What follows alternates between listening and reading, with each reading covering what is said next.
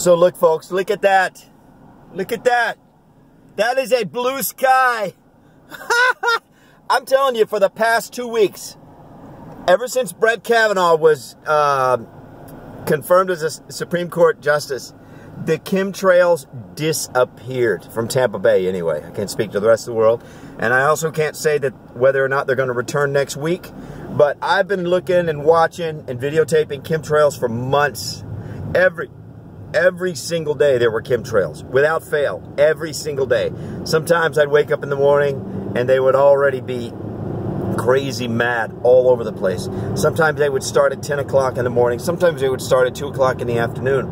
But anyway, every single day. Now, ever since Brett Kavanaugh was confirmed, these chemtrails like disappeared miraculously. They're just gone. Now, you might say, well, that's crazy, that's ridiculous. Why would you make such a disjointed association between two unrelated events? Well, I don't know. I mean, obviously, I don't know. I only know what I know. I'm just a guy driving around in my car. I don't know more than I know, which is true of every human being, but people that think they know a lot, they don't want to admit that. But anyway, it's true. So I think my theory is that, like I always heard when Trump was elected, the entire government, you know, it's 3 million people. It's a culture within it. It's a culture within a culture. And within that culture, there are cultures within that culture. There's really, really good people in government, and there's extraordinarily bad people in government. I mean, you've got buckets of billions of dollars sitting around. $1 billion budget for this agency, $1 billion budget for that agency. And let me tell you, billions of dollars sitting around is not the kind of thing that attracts good people. Billions of dollars of buckets of billions of dollars worth of money in buckets sitting around, in budgets sitting around. It's like a dead carcass. It attracts all the worst of all of us. It attracts the vultures and the dung beetles and the parasites and the scavengers of humanity. That's who gets attracted to that type of a situation. I mean, the rest of us, we're just happy to be healthy. We're happy to be able to pay our bills. And happy to be able to have some ambition to do some extra things and yada, yada, yada. But, you know, normal people don't have a lust for controlling billion-dollar budgets, you know. There's some good people, I guess, I'm sure, that are in those positions. But, you know, that type of allure, that type of attractive force, you know, it attracts the worst of us. And just think about when a bad person gets control of $1 billion. I mean, just think what they can do. You know, they don't necessarily have a blank check, because there are checks and balances. But you know, they start to wiggle around. They start to manipulate. They start to obfuscate. They start, you know, they have you know, they earmark 20, 30 million here, 40 million here, 50. You know, and some of these agencies have hundreds of billions of dollars budget. I mean, it's just insane. They got their public-facing budget, and they got their inside budget. Every corporation, every entity has two sets of books. You know, they have white budgets, they have black budgets. You know, so they can earmark $100 billion or something, and the public and their bosses and anybody and everybody else in government never even knows anything about it. Black budget. Just them and their friends, you know. That's a little subculture of evil within a greater subculture of federal employees, millions and millions of people. You start adding in all the contracting companies and, you know, again, the CEOs of companies. Some of these guys, they do these studies, and they find out that CEOs and politicians have a greater tendency to be sociopaths and psychopaths than the general population, because, you know, it's just that lust for power and that lust for, you know, unbelievably huge amounts of money.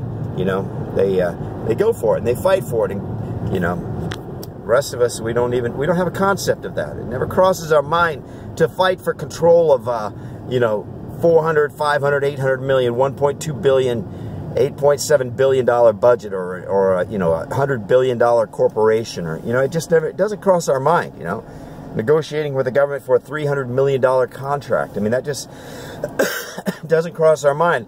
Again, I'm not saying everybody who has those ambitions is bad, but I'm saying that bad people have those ambitions, you know, probably more, because it's just it's a megalomania. trait. It's a trait of megalomania, you know. Anyway, there's no chemtrails. I'm going to, for the past 2 weeks, so like I said, everybody in government was told to ignore Trump, but then I think my theory is that when Kavanaugh was confirmed, and that whole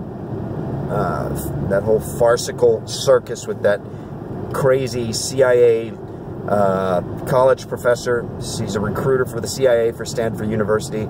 She's an expert in mind control and expert in passing lie detector tests. And she gets up there and talks like a little 8-year-old girl. Oh, yeah, I was scared. I'm scared to fly in an airplane.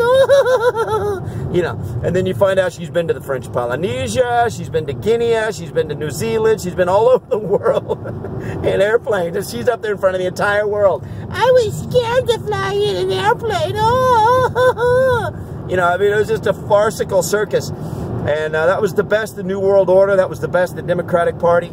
That was the best the establishment Republicans. That's the best they have to offer. It's farcical. It was a farce, you know. But so I think that it's official now. Trump is actually president. I don't think anybody's trying to deny it. And this is it. This is the result. I mean, this is one of the results. Chemtrails are gone. The invading armies of immigrants.